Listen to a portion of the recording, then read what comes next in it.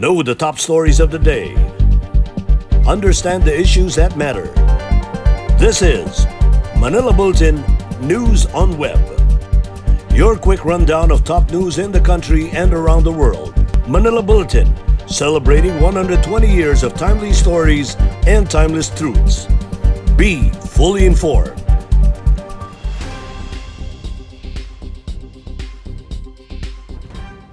Hi, I'm Barbie Atienza. This is MB Now, and here are your news on web. Despite the entry of the more contagious strain from the United Kingdom, Malacanang said there will be no drastic changes in the community quarantine classifications for the month of February. Presidential spokesman Harry Roque made a statement days ahead of the expiration of the current community quarantine qualifications imposed on different parts of the country. Roque said that while the Interagency Task Force for the Management of Emerging Infectious Diseases is yet to meet to discuss the matter, there will be likely no drastic changes in quarantine qualifications. During the same press briefing, Trade Secretary Ramon Lopez said the IATF will review the data to see if the Metro Manila can finally downgrade to the Modified General Community Quarantine or MGCQ and allow more businesses to reopen. He, however, said that this may happen if the number of daily cases continues to slow down. Lopez said that risk management was important in order to revive the economy, especially after a recession year. Compared to where we came from, no, yung 4,000 a day, ngayon ay kung nagto-2,000 tayo or even below 2,000 a day, dapat i-consider natin yung unti-unting pagbubukas. Ang importante po talaga ngayon, risk management. Yung mag-a-allow tayo ng konting risk pero kalkulado. At we don't see any drastic change naman po in classification on a nationwide basis. Patuloy po yung ginagawa natin na if there will be changes in classification, it will be localized. Parents or guardians will have to accompany children aged 10 to 14 should they decide to go out in areas under the Modified General Community Quarantine. Cabinet Secretary Carlo Nograles made this remark after the Interagency Task Force for the Management of Emerging Infectious Diseases allowed people aged 10 years to 65 to leave their homes for non-essential activities such as going to malls starting February 1. Current IATF rules permit only those aged 15 to 65 years old to leave their homes. Nograles said 10-year-old kids are old enough to understand the importance of observing health and safety protocols such as wearing of face masks, face shields, frequent hand washing, and physical distancing. He also pointed out that the Philippines seemed to be the only country restricting minors from going outside. Nograles also said the country's daily COVID-19 cases are still manageable. Earlier, presidential spokesperson Harry Roque warned that failure to relax age restrictions may lead to economic deterioration. He said the government needs to balance both the reopening of the economy and controlling the spread of the virus. Roque also said allowing children to go out amid the pandemic is good for their health. The Commission on Elections is eyeing satellite registration activities to boost the number of voter registration applicants for the May 2022 national and local polls. COMELEC spokesperson James Jimenez said they are hoping to roll out the satellite registration by end of this month. Jimenez stressed that the requirements for registration in allowing people to come and register in the local COMELEC offices are still stringent. COMELEC Commissioner Rowena Guanzon said they are behind their target of 4 million new registrants. Data from the poll body showed that there are 1,117,528 applicants for voter registration as of January 14. Satellite registration remains suspended until further notice under COMELEC Resolution number 10674. However, in cities and municipalities with zero COVID-19 cases in the last 14 days before the actual conduct of satellite registration, as determined by the city and municipal health officer, the office of the election officer may be allowed to conduct satellite registration. In Metro News, Quezon City tightens security in quarantine hotels. Manila opens renovated Bagong Buja Sports Complex. And Mayor Vicente Sotto among the outstanding young men for 2020. More from this report. Quezon City Mayor Joy Belmonte ordered the stricter implementation of security measures in hotels used as quarantine facilities for returning overseas Filipino workers after more cases of the B117 or the new United Kingdom variant of coronavirus 2019 were reported in the country. Belmonte suggested that police officers be deployed outside the said hotels to ensure that each person staying inside will complete his or her 14-day quarantine. Quezon City Tourism Department said that they will intensify the inspections of hotels and other establishments to ensure that they are compliant with minimum health standards. The Quezon City Epidemiology and Disease Surveillance Unit required the hotel converted into quarantine facilities to submit a list of returning OFWs staying with them for daily monitoring.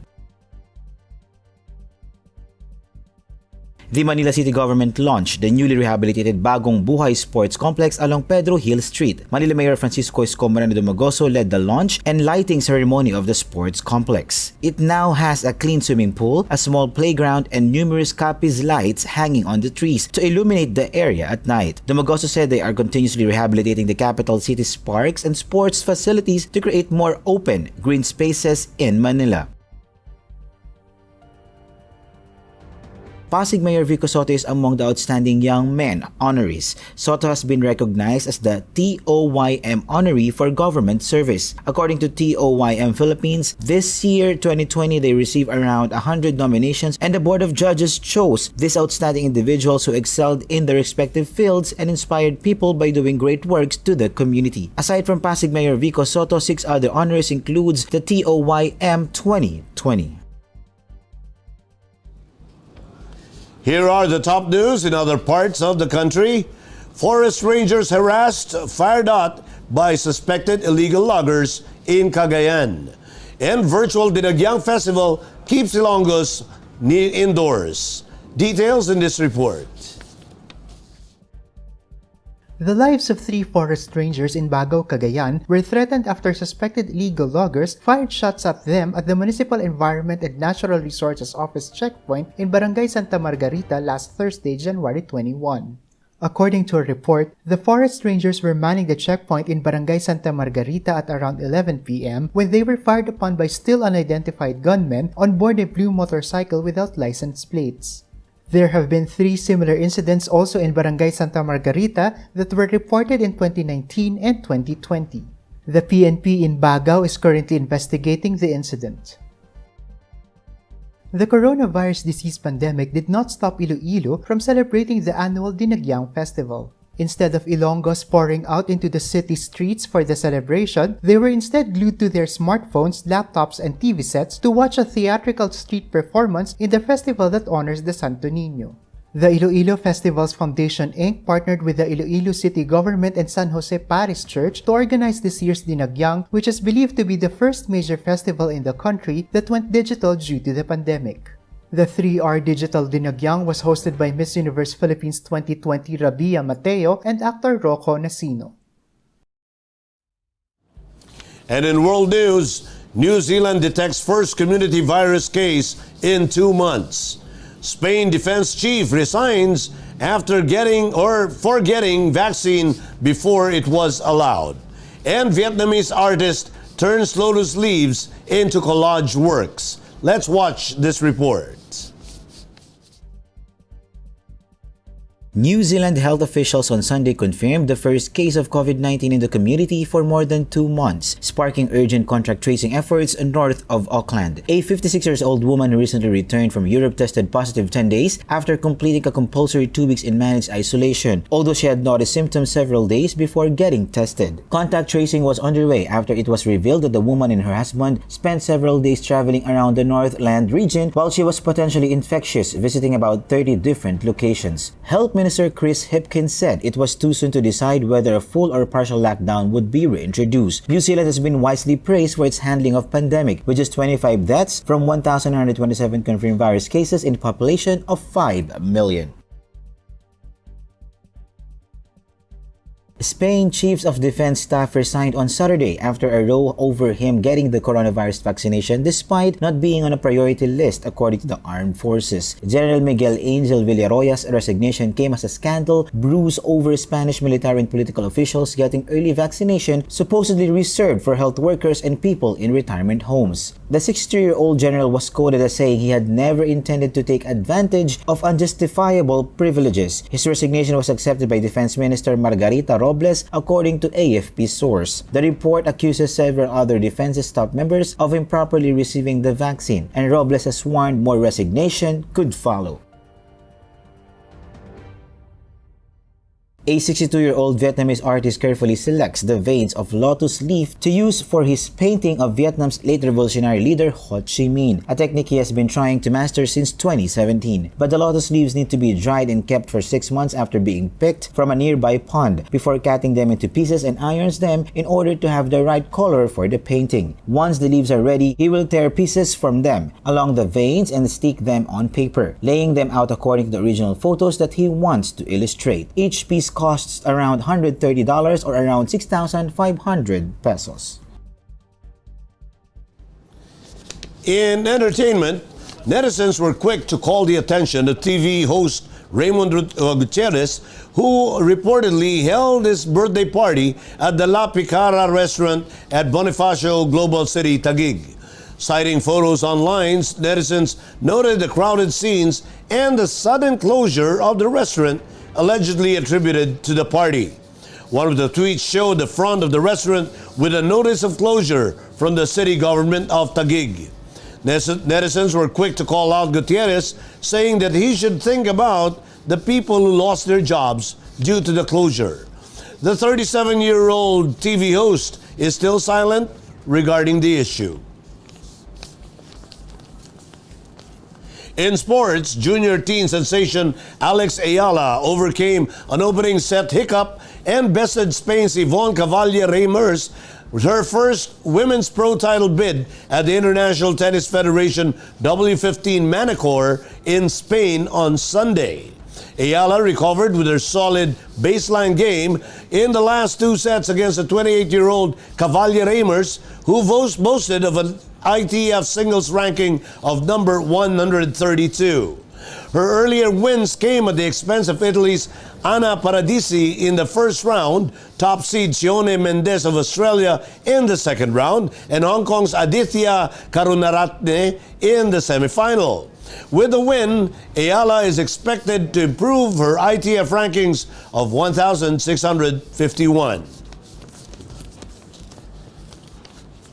Meanwhile, rising American boxing star Ryan Garcia announced that he is facing Filipino legend Manny Pacquiao, a super fight the young boxer believes to be a dream turned reality.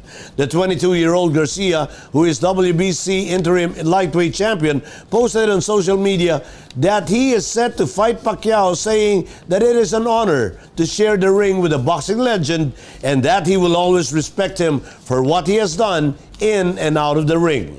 The date of the fight has yet to be confirmed.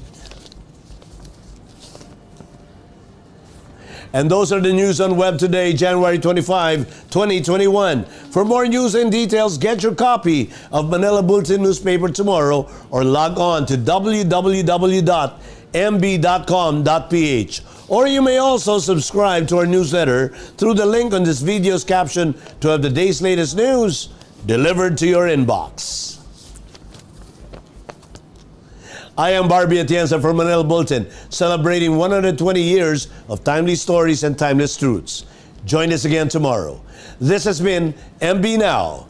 Be fully informed.